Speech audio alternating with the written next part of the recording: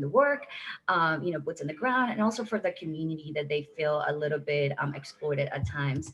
And so it's my belief that the most powerful way to increase the use of tomorrow's transit system and make a long-lasting impact is to design and upgrades and make changes based on the knowledge of the community and those that use the system. Through our ethnographic analysis, workshops, events with 25 Connects, we really encourage community input. And we believe it's the right step and the right direction to make real systematic changes. So thanks again for the invite. I've learned so much so far in this conference. Congrats to all of those that, are part of this movement. And, if I don't happen to answer all the questions for 25 Connects, please visit our website, 25connects.com or 25conecta.com. We have one in English and Spanish. And again, I'm just so happy to be here. Thank you. Okay, can you hear me now? It works? Okay, perfect. Thank you so much for doing the introduction there, Roberta. I apologize, everybody. I don't know what happened there. I was on a Zoom call earlier today and everything seemed to work fine. And then all of a sudden, microphone goes out. So we've already started, so I don't want to take too much time, especially because we are in a very limited amount of time and there's a lot to say about this panel. I've heard from a lot of people. I think we should just, continue with the introduction. So my name is Marvin Brown. I'm an attorney at Earth Justice in Washington, D.C. However, I live in Cleveland and work in Cleveland because everybody works at home now in the age of COVID. Really excited about this panel on transportation equity. Just some, quick facts for everybody, just to, set the stage real quickly. And I'm sure these are facts that everybody knows. Ohio is the 7th largest state in the country by population. But it also has the unfortunate distinction of featuring 2 of the country's poorest cities, Cleveland, which unfortunately this year was ranked number 1, and Cincinnati, which I believe was number 6 on that list. And so, as many of you know, even though these are, cities that have and struggle with high poverty rates, there's no shortage of money and wealth in the state of Ohio. They're often surrounded by major suburbs that are also incredibly rich and also have a lot of wealth as well. And so there's a lot of inequity in Ohio as well. And a lot of that also, tend to fall on racial lines. And so that's something that we're hoping to discuss and talk about in today's panel. And so, why don't we just continue with the introductions?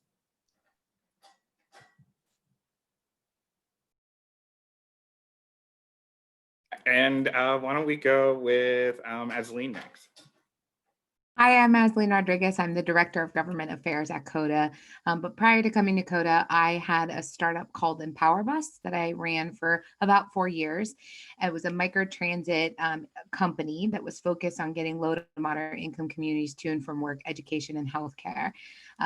My tenure was really in education, serving at-risk youth, from Teach for America to running an at-risk youth after-school program. So my heart is really invested in community and contribution. I believe that if all of us just contributed just a little bit in a positive way, our communities would be stronger and healthier and more connected. And I'll stop there. Okay, and Aparna? Thanks. Can you hear me okay? Okay. Well, it's such a pleasure to be with everybody today. Thank you to all the organizers for putting this event together and uplifting this incredibly important topic. I'm really looking forward to the discussion. I'm Aparna Bole. I'm a pediatrician. I practice primary care pediatrics and also work with trainees and residents at the Rainbow Center for Women and Children, which is at East 59th and Euclid in Cleveland. I am really passionate about pediatric environmental health in a lot of different dimensions. I work on issues like lead poisoning prevention, safer chemicals, but also am especially passionate about the intersection between urban planning and child health, and in particular, really interested in issues around air quality and health equity as it pertains to planning. And so this topic is very close to my heart. Marvin mentioned a couple of the I guess, unfortunate top rankings that are assigned to Ohio cities. Another one from the standpoint of health is that the Asthma and Allergy Foundation ranks cities in the United States according to which are most difficult for people with asthma to live, which cities are most challenging. 6 of the top 20 are in Ohio. When I think about the impacts of transportation on children's health and health equity, I mean, I certainly think about air pollution, issues related to land use, contributions to climate change, which is perhaps the defining public health challenge of this century, and itself impacts different populations inequitably, both impacting communities of color and low-income communities disproportionately, but also impacting children disproportionately. So I definitely think about air pollution. I also think about issues like access to essential amenities and services. You know, how do families get to healthcare appointments? What about the families that have to go somewhere else for a pharmacy or for a test? And how do transportation barriers interfere with families' ability to connect with their medical home? But other essential amenities and services too, whether places of employment or schools or places where you can buy healthy food and safely get back to your home. The other thing I think about is that transportation infrastructure absolutely impacts children's access to safe places to play and walk and build social cohesion with others and others in their community. So a lot of different kind of touch points between transportation and health. One dimension of equity to me relates to the impacts disproportionately to children of some of these issues, but also, as Marvin mentioned, disproportionate impacts to communities of color. In the United States, non-white race is an excellent predictor of exposure to air pollution, with Black race being especially a good predictor of disproportionate exposure to air pollution. And then also a lot of the issues related to equity that intersect with transportation exist by design, that the way that our transportation infrastructure was designed exists to codify and reinforce segregation, systemic disinvestment in communities of color, even in the construction of some of our interstate highways, the deliberate destruction of Black communities' wealth. So that if these inequities were created by design and they're embedded in our transportation system, I really believe that they can be undesigned, and that is a public health imperative. So that's really what motivates me, and I'm looking forward to the discussion to explore some of that today. Thank you. And then finally, Justin, if you could introduce yourself.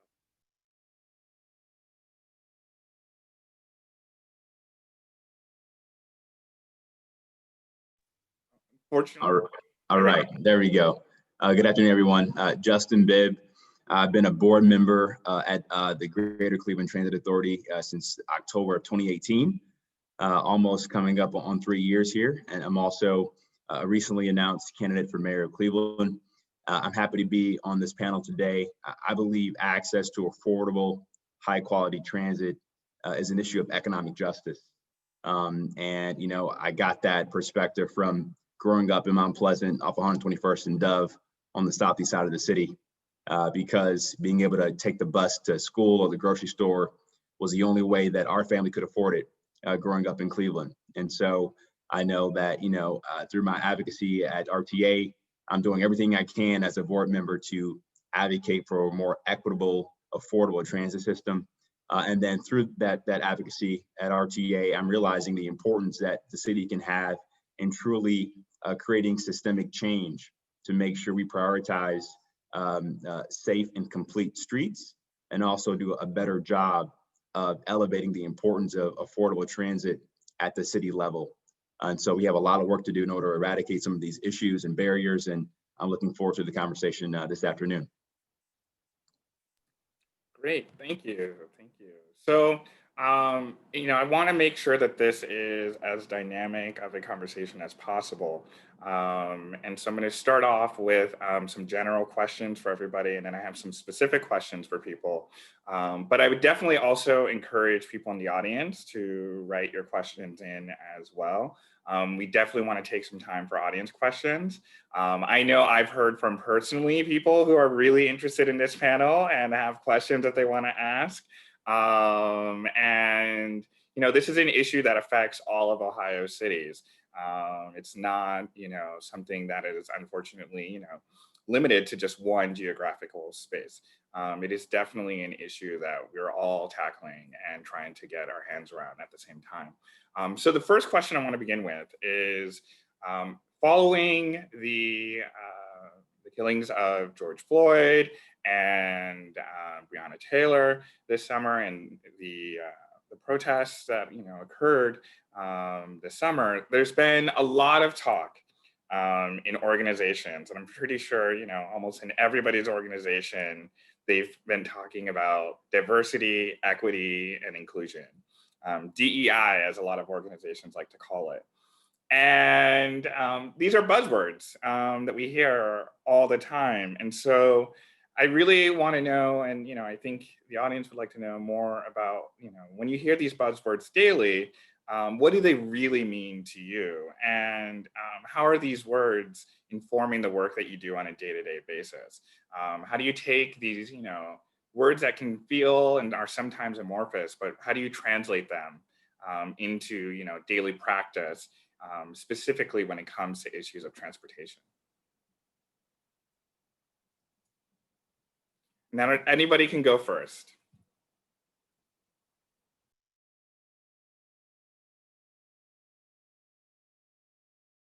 Justin, you're it.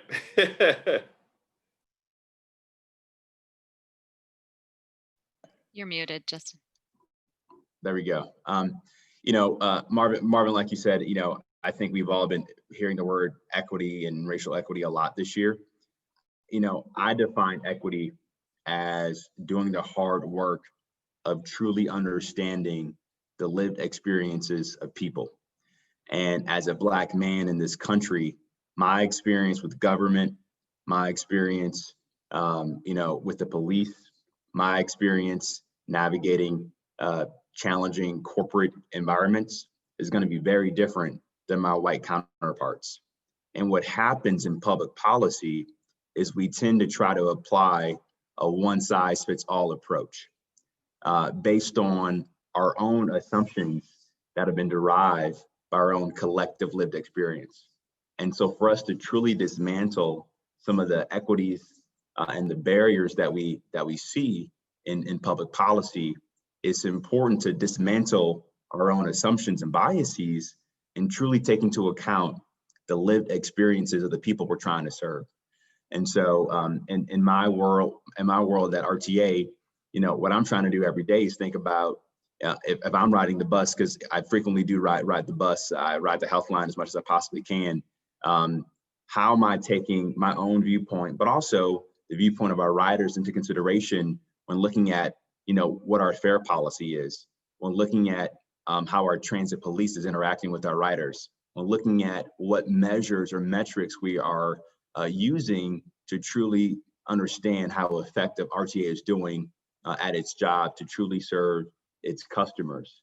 And also that's also requires me to use my job as a board member to ask hard questions.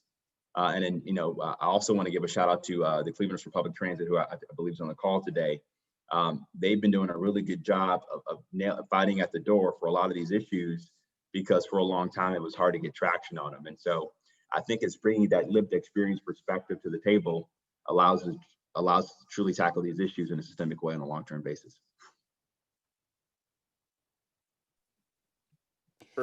I'll add here,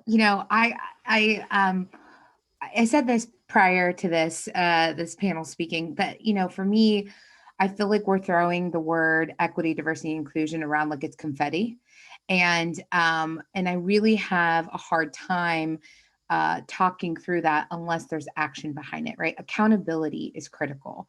People standing up and saying that I'm going to talk about the elephant in the room. I'm going to talk about the hard subject, and in particular around public transit. We have not had a great history around equity, and we've not had a great history around inclusion or diversity, right? And how we treat people, how we get people from point A to point B, and how we're thinking. And it's going to create, there's a necessary wave that needs to happen around innovation and mobility.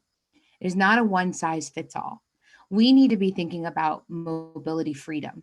How do we move people? How do we think about our environmental impact? If you go to the US Department of Transportation's website right now and you enter in equity, they have 5 areas that they want to focus on. And honestly, if we could do those 5, they would be a start, right? Improve pedestrian infrastructure and increase public transit service, using roadside barriers and vegetation or bottlenecks to remove the impact of pollution, offer reduced public transportation fares, right? So all of these things, we, to our highest offices in transportation, we can say, but how are we actually putting them into action? And that's what really is critical when we're talking about mobility. We've got a lot of smart people on this panel and who are participating today, but it's going to be policymakers, and it's going to be our elected officials, and it's going to be a grassroots movement in some cases that are going to really push us to. And I don't want to forget about our rural partners, right? Urban centers have their own mobility issues, right, that impact us, our communities disproportionately, but our rural counterparts also have their own issues in getting to healthcare, education, and work. And so it's really going to take innovation to push us to the next level. I would just like to add, I concur with everything that's been said, and I was trying to reflect about this question in really practical terms about what it looks like to enact equity, inclusion, and diversity in transportation planning. And I think a really authentic shared decision making where there's no substitute for real representation, so that people from frontline communities and people who are experiencing the effects of transportation plans in their community are actually at the table in a setting that shares power, so that they are able to participate in decision making as really authentic partners. I think that's incredibly important. I would say, some of the equity goals that Aslyne just stated from the Department of Transportation get at another important dimension, I think, which is to really take into consideration the multidimensional impacts of transportation infrastructure that incorporate things like air pollution, human health, quality of life beyond sort of simply moving a car as quickly as possible from point A to point B. A lot of us a lot of pediatricians actually talk about whether we're prioritizing cars or people in making plans. And that is what that means, I think, to me, is to really understand both a diversity of uses for the infrastructure, a diversity of means, and then a diversity of impacts. I think that's really important. And I also think that this topic really requires us to be honest about some of the inequities that exist by design. I said that before, but I think we have to be really honest about that, so that when we redesign, we're trying to undo or do better something that was done wrong on purpose. So I just think that's important too. I can't agree more with the panel. And for me, when we're looking into inclusion, diversity, and equity, I think like mostly it's like a religion for me at this point. Like I said, I'm from Paraguay, and a lot of times my experience in this country, I'm like the only woman in the room, the only young professional in the room, the only Latina in the room. And it's up to, sometimes I feel like it's up to me to kind of shatter that, glass wall that we have, because we need more representation. We need more people like me or people from that communities to be in those rooms to really tell the story and kind of describe what's happening, right? Because definitely there's a miscommunication. Like I said, it's not rocket science. So that's sort of like why I feel every day. And like when we talk about 25 Connects, how this is translated is how we're connecting with the community. Like I said earlier, we have an English and Spanish website. That takes a lot of time, dollars, energy, but we really want to make sure that as diverse as that corridor is, that people feel like they can be aware and educated, right? Of all the different things that we're putting together for them to be part of this initiative. We're making sure that when we are looking, recruiting for street team leaders. We know that someone from the community that knows that in and out, that's an advocate, right? And we have great representations right now from the Black and Latinx community. We're also, have representations from RTA coming to our some of our focus groups, or I like to say more like community meetings, right? And they're hearing what the people have to say, and times it's uncomfortable, right? But this is inclusion, diversity, equity, what it looks like for us in 25 Connects. And we're very lucky too. We have a group that is, used to work with diverse communities. And at times it can be very challenging. We challenge ourselves, we have hard conversations, but we know that at the end of the day, we want to create a best practice, not just for Cleveland, but also for our state. And this is the beauty of Ohio. Like, there's so many opportunities. So it's up to us to really figure out what can we do to really elevate our partners, our community members, to do some equitable, inclusive, and diverse work. And I'll even push it more and challenge, let's say, instead of inclusion, diversity, let's say, let's do more engagement and have more representation. We want people to feel comfortable in this room. So that's a little bit more of, how we tend to do this work for 25 Connect. Can I just add one really quick thing, which is we talked about being creative about how we move people, and I think that inspires some thinking about a diversity of mobility too. But I also think about age a lot as a pediatrician, and I mentioned disproportionate harms to children before. But I think it's really important that we think about people of diverse mobility and diverse ages being able to have access to amenities and social cohesion.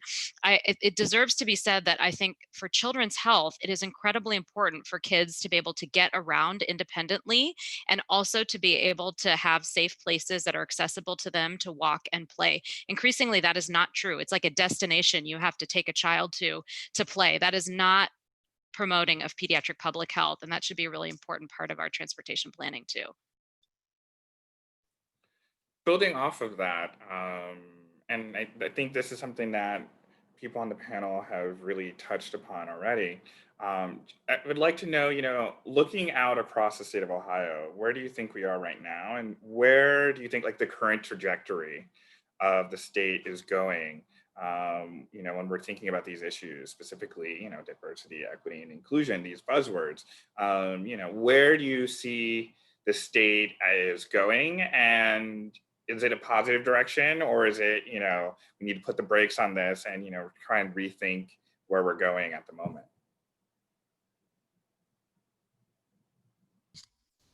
Well, I would say this. I would say that never before have these terms been used in almost every room I've been in. Whether people are on the same page as to what it means, that's a different subject. But what I will say is that there is some wind that's happening to have these conversations, and it's going to take a few brave people in the room to push the group, right? Because the other thing is that all of a sudden everybody's in consensus of this one step that's like the littlest thing they could have done, and then they pat themselves on the back. Whereas you need somebody to say that's not good enough. And I believe that there's energy there. It's hard because, frankly, our administration is very rural Republican right now. So it's going to be hard to go to our administration and advocate for us to be thinking differently around mobility and equity, diversity, and inclusion. But I will say this: when you talk about economic development, ears turn, right? And when you talk about economic mobility, a term that you often hear in some conservative spaces is a ladder up, right? Or a hand up, not a hand out. And so how do we use that language to advance the conversation, right? So if we're going to talk about economic development, if that's going to be the center of the conversation, then we've got to talk about mobility, then we've got to talk about housing, then we've got to talk about complete sidewalks, right? So we need to anchor ourselves in a thing that everyone can kind of grasp, and then begin to create these circles around to say, in order to have this, you need to be talking about a much bigger subset, like a much bigger group of people, which is all. I always say, I am not about the sum, I am about the all. And if we're not talking about that, then I'm not here. right? Because I know sometimes we need to talk about certain segments of populations in order to be thinking about how they receive information. That's different. That's marketing. What I'm talking about is really policy work, is about, so to answer your question directly, I think that there is some wind in the sail. I think we have the opportunity to really continue to move the conversation forward. Do I think we're in some new era of opened eyes? I wouldn't say that. What I would say is at least there's a table and there are people at it, and I think we can advance the conversation. I'm interested to hear what my panel folks think. I really love that hopeful opening to the, I liked how you framed that. And I think that your context is helpful for me to hear. I struggle a little bit with this question. I did not grow up in Ohio. And I can tell you that for me personally, compared to other places I've lived, I live in Cleveland now. To me, this feels like a place that privileges cars over people relatively more than other places I've lived. I know that sounds a little negative. I think things are changing. I appreciate the comments on at least being able to center the concept of opportunity and access to economic opportunity and equity in some of our thinking about transportation. I think that's a step forward, but I feel like, number one, we are culturally, at least in my experience, much more towards the privileging cars over other modes of transportation and multidimensional human well-being than perhaps other cities. I think we can learn. And I also think that we could be doing a lot more to be thinking in a more evidence-based and holistic way about health impacts of transportation planning. I think we've got to grow really fast there. So I definitely concur that we have some reasons for hope. And I love the strategic comments from you, Aslyne, about how to frame the opportunity for the state house that we have. But I think those two issues for me are issues that I really grapple with, and they may reflect a little bit more about my personal experience and where else I've lived, because I know that we're certainly not unique. Just relatively speaking, I was taken aback a little bit when I moved here.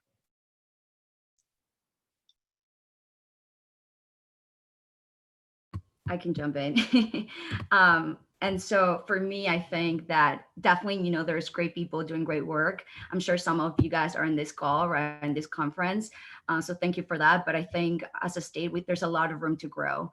And so when I look at the websites or I hear about these initiatives or these projects, I cannot not think of the Latinx community, right? I think for me in Cleveland, an experience that I have is that I think this city tends to be pretty white and Black, right? So where are the Latinos, right? What are the initiatives? How are we connecting with this community? How are we educating them? How are we training? How are we raising awareness?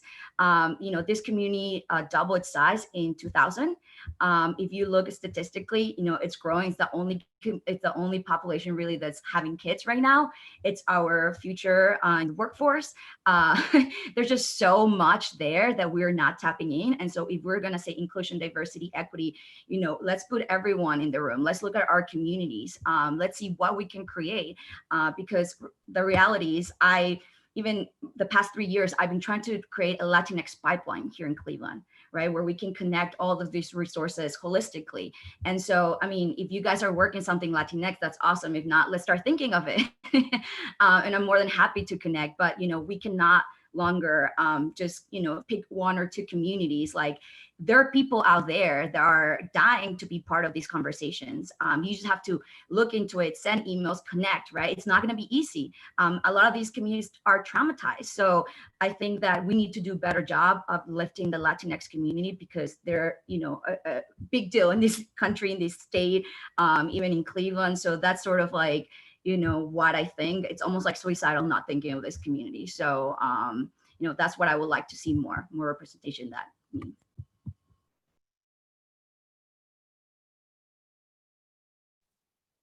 Or Justin, looks like you're on mute. Or unfortunately, you're still on mute. There we go. I'd say this is politics. We have a state that doesn't value the importance of cities. And we have a state legislature that continues to undermine the ability for cities to make the right investments they need to make our cities more equitable, especially when it comes to public transit. A majority of the state's population, GDP is concentrated from the urban core, Cleveland, Cincinnati, Columbus, Dayton.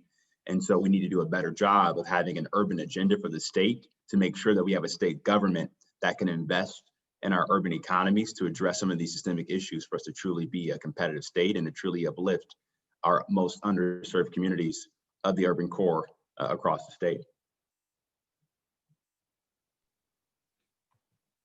Thank you. So just to move to, some specific questions that I have for you guys.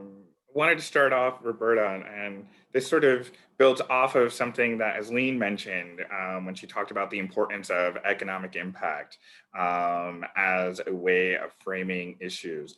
I was wondering if you could tell us a little bit more about the West 25th Corridor, especially because we have a lot of people from around the state here. And just thinking about, what makes this corridor unique to Cleveland. And, I'm going to combine questions here, in the interest of time, but also thinking about, what role is collaboration playing in 25 Connects to ensure the future success of the West 25th Corridor redesign? Absolutely, thank you. Well, I think West 25th is so diverse and it's so beautiful. When we're looking at this initiative, actually that it's a 3-mile long study area, and we're touching 5 different communities, 5 different neighborhoods. Every single neighborhood has its own culture and language preference, and even if we look deeper in that, one of the communities, Clark Fulton, 40% of the people, again from that study area, speak Spanish. Right. And then we're looking also intergenerational, how mixed it is. We have a great and important number of youth. We have a great important number of senior citizens. We also have a very diverse demographic when it comes to, people that rent homes, people that own homes, where they're located, right? So we have a lot of renters in Ohio City versus Old Brooklyn, where people own most of their homes. We also have diversity in transportation and what they use. Most of the people along that corridor use cars, right? And 7%, I believe, really. And by the way, all this information is in our website, so check it out. We keep updating the data that we get, but 7% are the ones using the RTA. Right. And when we did our ethnographic research, we looked, who are those taking the bus? And it's, the students, it's mostly male, it's mostly people of color, right? So it's extremely diverse, and it's an opportunity to really create that best practice that we're always talking, one model doesn't fit all. And it's so fascinating with the work that we've been doing with 25 Connects, because think about this, when we thought about this project, it was before COVID. COVID hit. We had to change most of it. We're thinking our feet, we're at times even putting extra hours, right? And that's what I'm talking about, the commitment of community engagement, right? Like, this is so important. That's how diverse it is and how we're trying to do this work.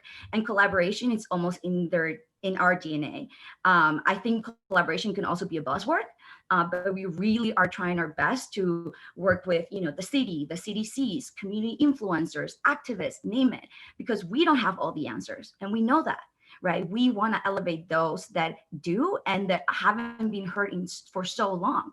And even an example is we had a community meeting recently, and it was in Spanish, and at first, we had planned for like 2.5 hours. They weren't saying anything. They were just listening, right? And as we got comfortable, they just couldn't even let us continue with the PowerPoint, right? They got comfortable. And it was all thanks to that collaboration, having those influencers, those people that are trusted, us building that trust. We had the collaboration of a nonprofit called the Young Latino Network that gave us their Café con Leche platforms. We had their collaboration of obviously RTA, the Metro West CDC that donated PPE materials, right, to give away. And we also had the collaboration of small business owner that opened her restaurant that's technically at times closed because of COVID, right? And following all the guidelines. And we even are looking, okay, if we're having an event, what other resources are there that the community should learn? not just my event or not just 25 Connects. Let's really try to be as collaborative as possible. Let's not recreate the wheel. If people are coming, and especially during COVID, like let's take advantage of that. So that's a little bit of, what we've been doing with 25 Connects and why it's so important collaboration for us. Awesome, thank you. Aslyne, just turning to you and thinking of Empower Bus, I think, it had, when it was operating, it was, a really amazing project and, really meaningful for the people that were using the service. And so I was just wondering if you could tell us a little bit more about what Empower Bus was and what it did. And then specifically, having had this experience of running this organization, how it informs your current work with COTA. Specifically, thinking about, the issues that you saw with Empower Bus and how it can be, reutilized with COTA. So Harvard did a study in 2000, or published a report in 2015 around economic mobility, and the biggest issue was around access to transportation.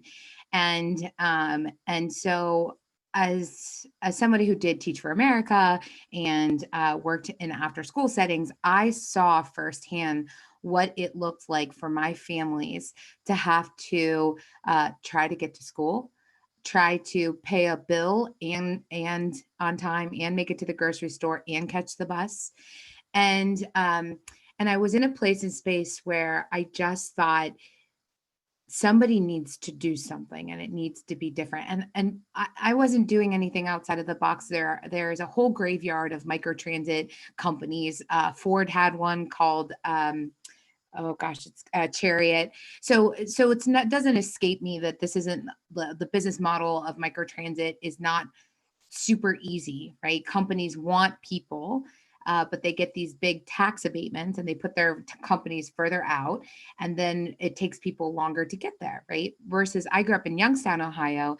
I'm second generation. My grandparents worked in the pillow factory and the steel mill, and they walked to work, or they took the bus to work, and it was the center of the city, not the outskirts of the city. And so part of it, there was the motivation behind it was a little different at first. It was a school bus idea.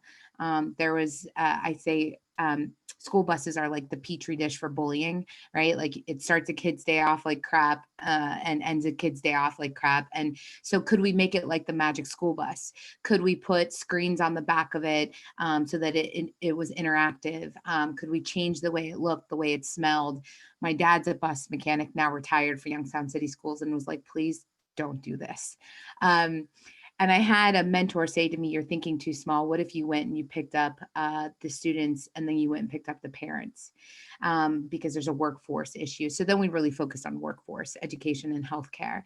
And quite often, we talk about mobility and this like very fixed, like route system, but then also hyperloops, right? And so it's lost on me when we're talking about hyperloops and getting somebody from Columbus to Chicago, but we can't get a mom from Linden to Rickenbacker in a justifiable amount of time. And so that was really the push to do this, was I want to go pick you up concierge style, where we pick you up close to your house and we take you to work and we take you back. And at one point we were talking about education. And so I was working with Spectrum to get tablets. And right as the pandemic happened, I had the tablets in my hand to start doing GED classes and language classes while on your way to work. And it just didn't happen. So what you ask me now is, where do I go? How do I take this? Where you take this now is that COTA in particular has started its own microtransit service called COTA Plus. And it's within a specific zone. It's on demand. It works as similar as a ride sharing company. But originally we had put it in 2 suburbs. And I came in and I said, our next location, we're going to be in 2 urban settings. And I fought so hard to get it pushed to launch during a pandemic. So we launched our South Side COTA Plus location that's serving community members to get to their place of worship, their grocery store, our food pantries, hospitals, and jobs. And that was really, really important to me. So I'm taking what I learned from Empower Bus, bringing it over here, and sort of, knowing that this is important to our CEO. I am, even in government affairs, I am championing this. I am pushing the envelope to have these discussions about where microtransit should be. And more importantly, I think Dr. Bole will appreciate this. We're talking about electrification, right? What does this look like? We are going to have 4 electric buses, 30-foot buses here in 2021 that we're going to launch. We don't know how it's going to do in winters.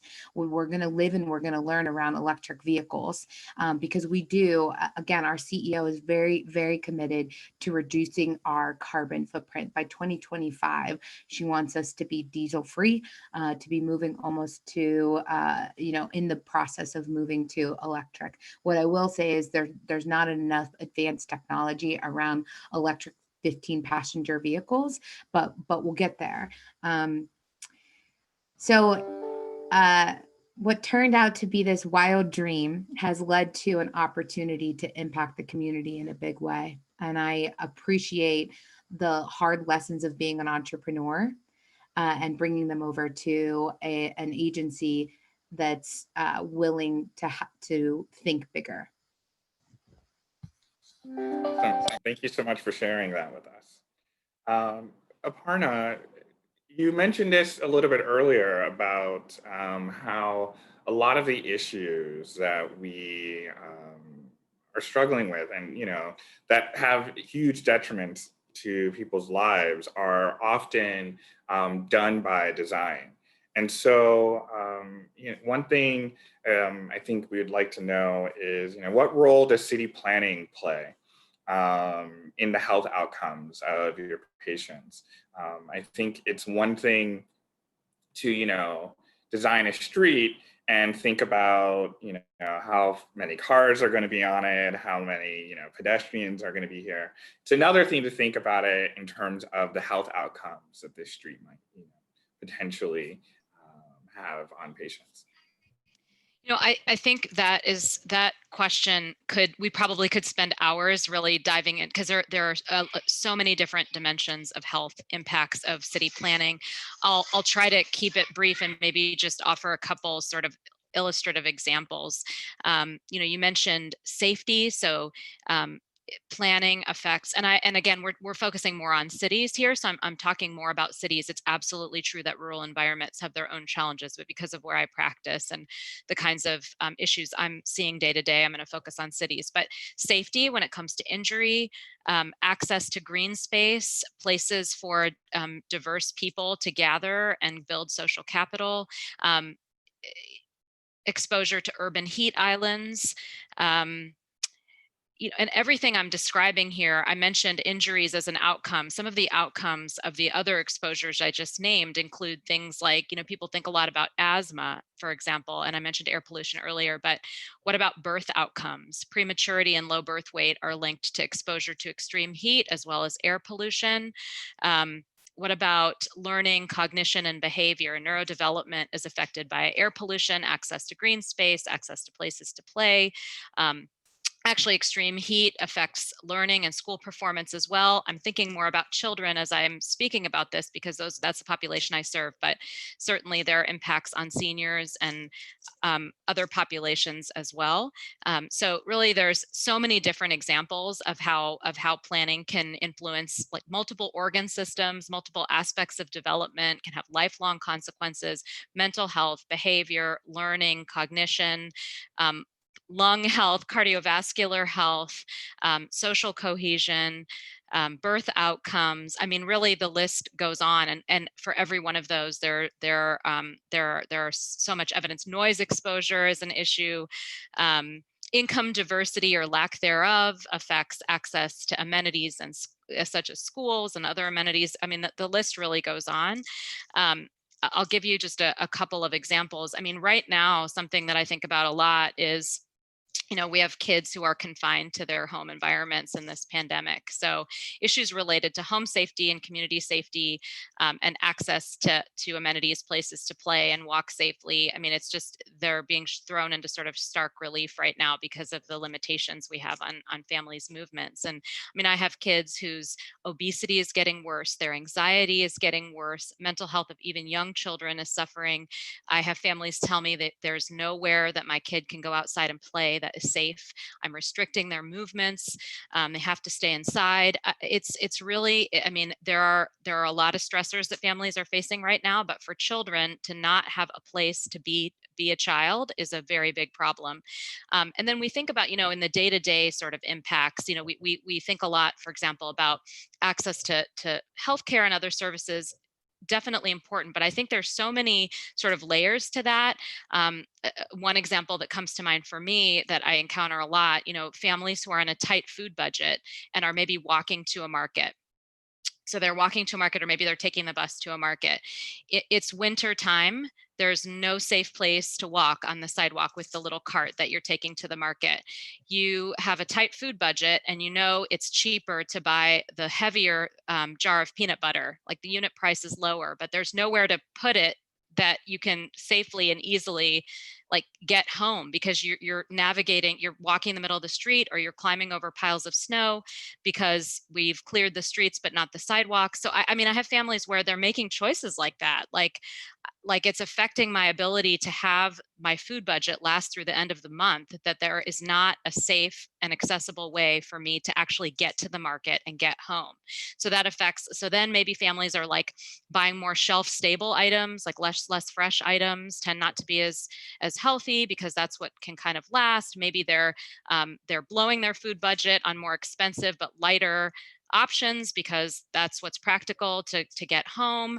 I mean, these are real day-to-day issues that affect, then, you have household members who are experiencing food insecurity, and food insecurity isn't just about the presence of a market in your neighborhood. It's also about getting there and being able to spend your budget wisely and then get the food home. And, so just even on a very sort of day-to-day, I've talked about a lot of chronic conditions, but even on a day-to-day basis, these are the kinds of health affecting struggles that families face. And I guess the final thing I'll say is that, if you think about the trends over the past during the 20th century, how cities and suburbs have changed.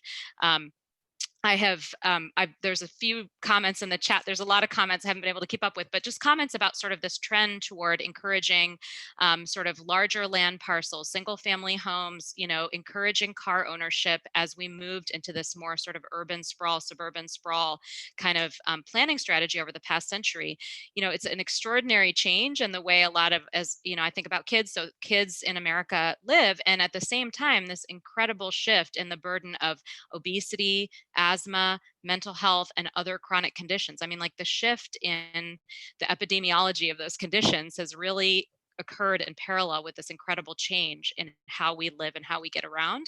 So yes, those issues are definitely multifactorial, but it's no coincidence either that those issues have occurred in parallel. So there are these really challenging day-to-day issues, some really practical issues with where can kids actually go safely. But then if you look at actually the burden in the population of these major chronic health conditions that are really, really hard to grapple with downstream, really urban planning and transportation infrastructure can be a very effective upstream intervention to prevent the burden of those enormously costly, in a lot of ways, health conditions. So I'll stop there. Thank you so much. Keeping with the theme of transportation planning and how that affects health outcomes, but not just health outcomes, but equity in general. Justin, I was wondering if you could tell us a little bit more about what GCRTA is doing, thinking about those issues, specifically when it comes to the big system redesign that it's doing right now. I know this is a big process when you have an institution like GCRTA, it's the largest public transit organization in the state. So to redesign anything is, it's a big deal. And so I was wondering if you could tell us about how you're thinking and how the organization's thinking about equity in that redesign. Well, we were able to bring in Jared Walker, which is an international renowned transit expert, to really help us think through how to execute an effective redesign for the agency. Many folks on this call have been a part of those discussions through our next generation process. I would say, doing the redesign process before COVID and having to execute the community engagement around that in the middle of COVID has been a challenge. When I joined the board last year, I launched a ad hoc technology innovation committee. And one of my first things I wanted to do, and this is pre-COVID, was live stream our board meetings, because there are a lot of working people who wanted to show up to our board meeting, but because they couldn't come during at 9 o'clock in the morning to access that information. And so luckily, we launched this pilot technology right in March, and we live streamed our first board meeting right when everything shut down during COVID, and had over 1,600 folks join that meeting. So that's just a small example of the importance of public engagement when you think about how to do major operational or public policy in a very equitable way to make sure you're capturing as many voices in the process. And I would also say, secondly, we've been working with the Paradox Prize on a pilot to make sure that we are designing a system that truly allows us to meet the needs of our riders in terms of access to good jobs and economic opportunity. And working through with the Center for Families and Children, we'll be able to do a pilot to allow us to really help workers get access to a job and find access to affordable transit. And I would also say, lastly, one of the things that I'm recognizing through my role at RTA is, the burden of public transit extends beyond just RTA's purview. We have a finite amount of resources. We don't get enough investment from the state in terms of access to funding. And there's been a lot of conversations about whether or not RTA should go to the ballot. And it's my view that for us to truly get the funding we need to have an equitable, highly effective transit system in Cleveland and across Northeast Ohio, we got to bring the city and the county and all the major stakeholders to the table to find new alternative revenue streams, because RTA can't do it alone. And we also need to make sure that our activists like CPT are helping us to advocate and push the status quo to change that conversation. And luckily this year, through our work with CPT and other community stakeholders, we're able to pass a 2-year moratorium on a fare increase at RTA to lower fares for our riders. And I'm doing everything I can as one board member to elevate these concerns, but we got to make sure that folks around the table are activists, community leaders, folks at the CDCs like Tom McNair are doing what they can do to help elevate these conversations to move our community forward, because RTA can't do it alone, and these challenges are so complex that we got to have more collaboration to move our city and our region forward to meet the moment. And I just want to add here to Justin's point, there are some cities that we can look at. Austin, Texas, they took 3 tries to pass their ballot initiative, but it was comprehensive. It was housing. And it was like equitable housing, and it was, and there were restrictions on it. It was mobility. It was complete sidewalks. It was biking paths. I see a lot of chatter here, and I do not want to ignore folks who are talking about biking and walking. And I really look to Dr. Bole here, because I think she probably has a lot of information around not just access to parks, but when children can bike and they can walk. So we do have some cities that are doing some really great things that we can think through and learn from, right? Denver had some really good, but they had trials and tribulations after they passed their ballot, because they went so big and they promised so much, and then they fell short, right? So we've got to be thinking about a comprehensive approach to not doing mobility in a silo, right, in an echo chamber, but how do we think about this as a bigger community impact? And that's going to take the folks talking about bikes and walking and all that. I want to add something. I totally agree, with these points, but also, as we were talking about diversity, and I pointed out like our linguistically disfranchised communities, let's not forget about digital too, right? Because in Cleveland, we have a lot of communities that don't have access to internet. So, it's like a multiple holistic approach, right? How we're communicating policy and these opportunities to be part of board meetings. Like a lot of our underserved communities, they don't even know what that is, right? Not in the sense like, oh, they don't know what a board meeting is, but like, they're surviving, trying to figure out like, oh, that's not as important. I have to, pay rent. I need to get to the bus. Like, I have to click in at home. So these are the things that, I sometimes I want to take it like 3 steps down, right? Thinking of those that are attempts for God.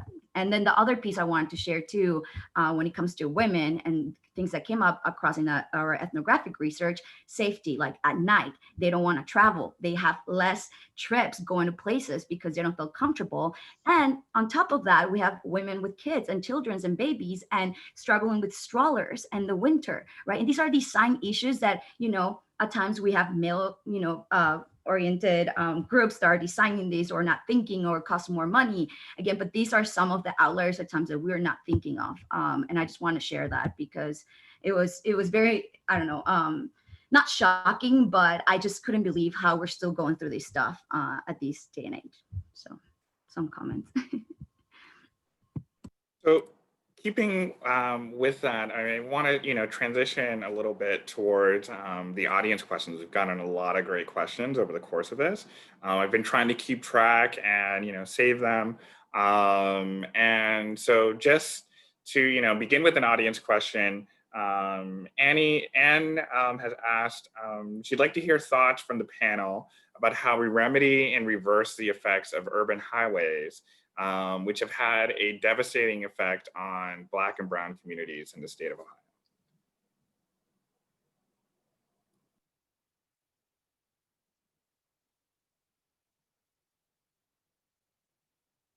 Well, I'd say this, from my viewpoint, number one, we got to put more pressure on the state to, instead of investing in more highways and tolls, invest in the basics and getting back to the basics and investing in more public transit in our cities. RTA has been struggling to get, real effective, sustainable investment from our state government, and they've neglected those fundamentals. I would also say, secondly, we got to prioritize transit-oriented development. We know that that's a lever for intentional economic development. And I think that needs to be a lens in terms of how we think about how to eradicate some of these issues where highways have undermined our ability to get real investment, particularly in communities of color that have been historically redlined for a long time.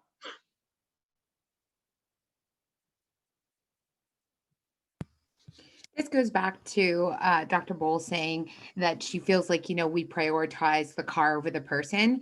I mean, that's how, look at how wide we've made our highways, how much we invest in.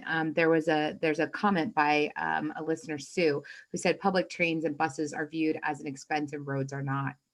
And I feel that so hard. And if you actually look at, do not know the percentage, so I don't want to speak here, but when we were looking, when the DeWine administration was looking at doing budget cuts due to the pandemic, the cuts weren't made to the highways; they were made to public transit, and they were disproportionately made to urban transportation, right? And so we had won the highest amount we'd ever won, which was 70 million for the budget, but in reality, we didn't get that because there was a cut to that through the pandemic. So it's always looking at also what's cut. Why did we not look at our highways? And I understand that bridges are important and infrastructure is important, but truly around designing a walkable, bikeable, bus-oriented vehicle city is going to be critical to how we all thrive. Aslyne, that is such a good example of what I was trying to express earlier about in insufficient accounting of health benefits or costs of these kinds of investments. And I think that Sue said it perfectly, that roads are not viewed as an expense the way public transit investments or bike lanes or whatever might be. And you know, it's just really intuitively difficult for me to wrap my arms around that, you know, that the health benefits of those multimodal transportation and urban safety investments when weighed against the health costs of ever widening highways that are multiple. I mean, that, to me, the fact that that does not routinely go in the cost benefit column in making those investments seems like something that we really need to target to be remedied really systematically, because that's just such a good example. I have a brief comment. Can I, Marvin, sorry.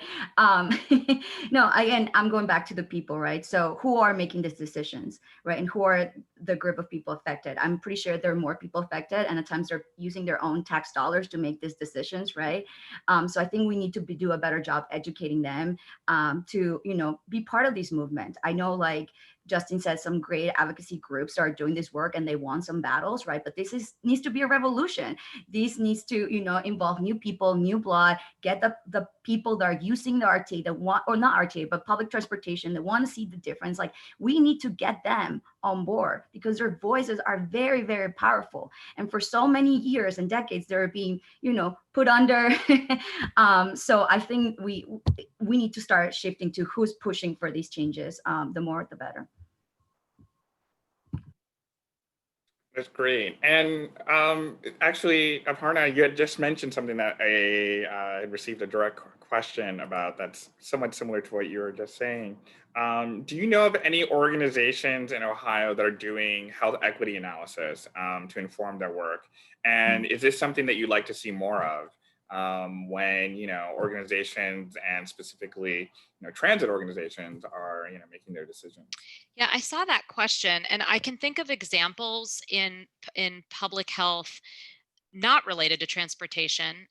And I'm not a transportation planner, right? By profession, I'm a pediatrician. So maybe some of the urban planners and transportation experts in the audience or on this panel can think of really good examples of health equity analysis related specifically to transportation planning that incorporate health. Justin, it looks like maybe you have a good example to share. One idea that I've been following a lot is what the mayor of Birmingham's doing, Randall Woodfin. They have an Office of Racial Equity and Social Justice. And what they're doing is coming up with a tool, an equity tool that measures the impact of every policy the city administers and whether or not it has a disproportionate impact on their residents. And imagine, we talk about racism being a public health crisis in the city, and that's great to put in a press release, but what about embedding that analysis in terms of every dollar we spend, every board or commission we appoint, or every major policy decision we make, and whether or not it actually uplifts our most underserved residents, and we do it with an equity lens. And it goes back to my prior point of truly putting some meat behind this word equity and operationalizing it inside of city government. And so I think that's one good example of how to do that at the ground level inside city government. That's a good example. And I see there's a link in the chat that Dominic shared about CDC's guidelines on health and transportation equity, which is a very good link. But it's specifically though about organizations that focus on health equity in transportation planning, I can't think of great examples. I mean, Justin's example is a good one on city policy. There's some good examples from EPA on environmental justice impacts of new regulations in the last administration. There's some good examples from housing. I would love to see more of that from transportation, and what Justin's describing is equity writ large, which I think is incredibly important. I would also like to see some more specific analysis related to health, like as a part of what we mean when we talk about equity. So yeah, I would love to know if there are organizations that are specifically focused on transportation and health impacts elsewhere. There are some groups of clinicians and public health professionals who are really interested in the health impacts of transportation. And I've shared with some people that I recognize in the audience some work that's going on in Virginia. There's a group of clinicians who are committed to climate action as a public health issue, and they've done some really interesting analysis on health and health equity impacts of transportation and existing transportation infrastructure and practices in Virginia to try to motivate some policy change there. So that I'm pretty inspired by that. I'd love to see some similar work here. So I have had received a couple of questions for Justin that are all around the same theme. And I think it's, it's perfect for this panel when we're talking about equity specifically. But they're all around the question of fare evasion and decriminalizing fare evasion. And one person, mentioned, so what can be done about the double standard between fare evasion being a 4th degree misdemeanor, while the Ohio Revised Code prevents arrest for parking violations? And is this something that RTA can change via policy, or would it need to be changed at the municipal or state level? And another, question that came earlier during the call, was a question about transit police and RTA's current devotion of resources to fare evasion, and whether or not that it should be something that RTA should be doing. And is it something that you think, that we should no longer be criminalizing? Well, I think fare evasion should not be criminalized. We should be decriminalizing fare evasion. And I know Councilman McCormick has put together some legislation to do that at the city level. I think that's a step in the right direction. I would also say, I've been pushing as a board member for RTA to really pilot what BART is doing in San Francisco by having a transit ambassador program instead of just having transit police, because I think that would go a long way in restoring that trust and credibility with our riders right now when they currently interact with our transit police force at the agency. I would also say that, a part of my job as a board member is to make sure that we do what we say we're going to do. So in 2018, in my first month on the board, we said that when we got a new CEO, we were going to put forth a transit civilian review board for our police department.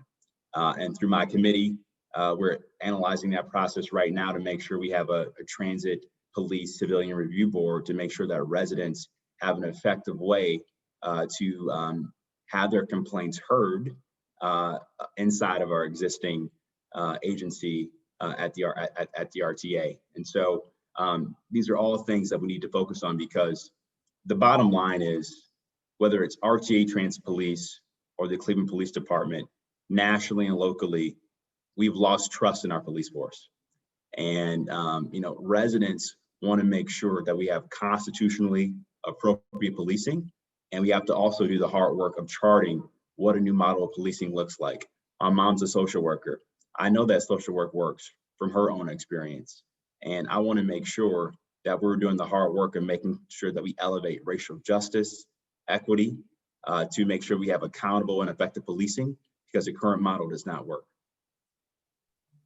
Great.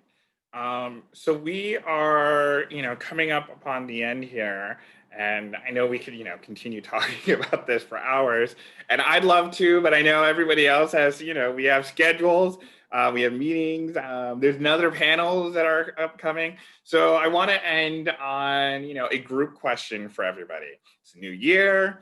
We have a new administration coming in next week on the federal level. We have budget process that's coming up at the state level. There's a lot of opportunity that is coming down the pipeline. And we also have a lot of people on this call who have the ability to access resources and to talk to people in power who make decisions, as well as people on this call who are in decision-making power, decision-making positions.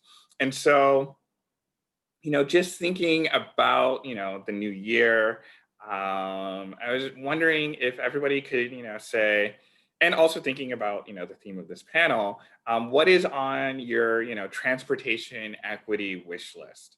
The thing that you hope,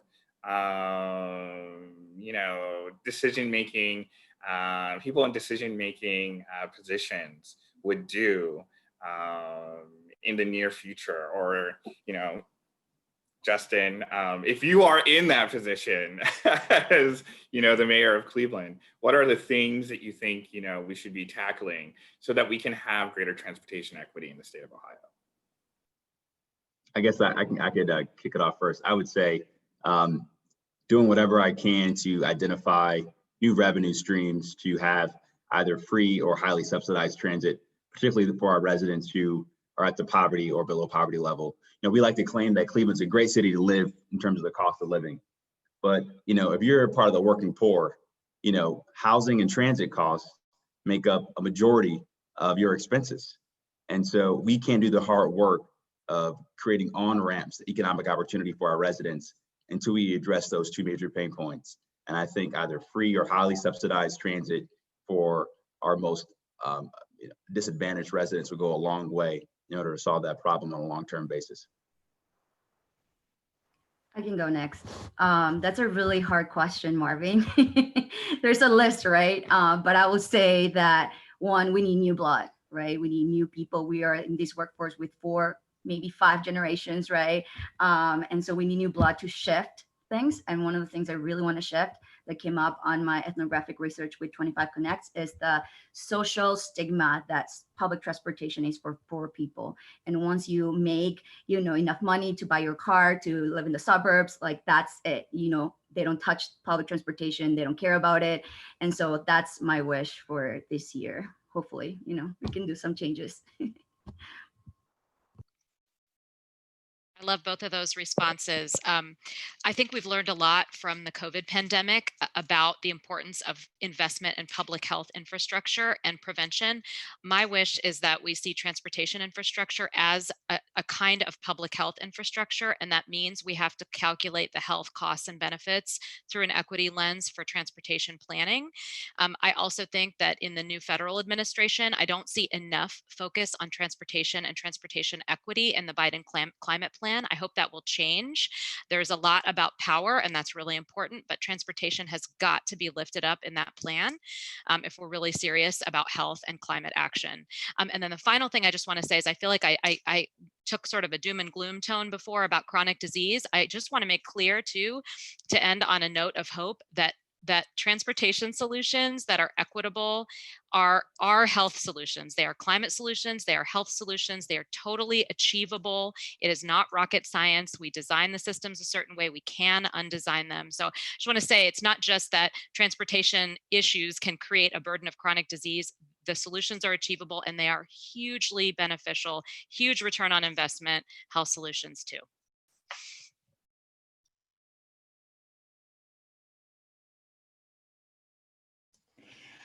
So for me, it would be to increase the state budget for transit, simply put, and then let it, and then sort of get out of our way and allow us to think about this. But more importantly, I think if I had a big wish, it would be that when we think about housing and transportation and housing, our package deal, because quite often when we think about transportation, design, it also means the increase of neighborhoods, right? It displaces people. This is why people use the word gentrification, because, now we have a better system. We have wider roads. We have all this stuff. So, but I don't think it stops at housing, right? Like, I think it really does go back to this idea of greenways, and it goes back to complete sidewalks.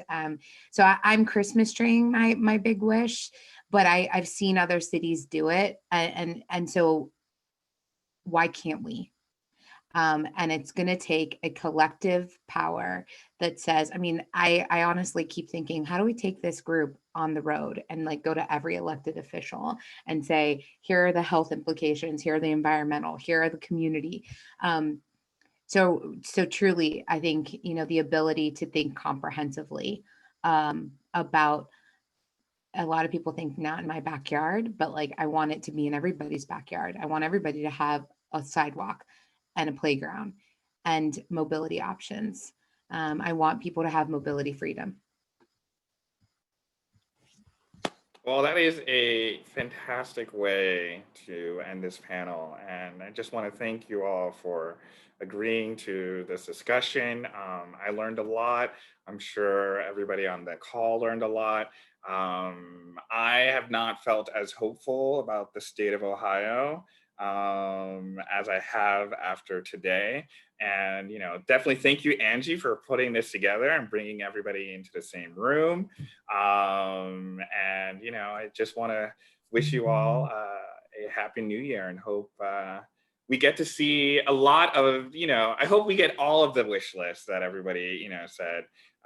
Let's not stop at, just one small thing. Let's get all of it. So thank you. A year of abundance for everybody. Transportation abundance. I love it. Thank you. It was a Right, pleasure. awesome. Thank you so much. And we're going to have a 15-minute break now, a little less than 15 minutes. And our next panel, this has been a hot topic all day, is job access and land use. So stick around if you can, go get some coffee, and then meet us back here.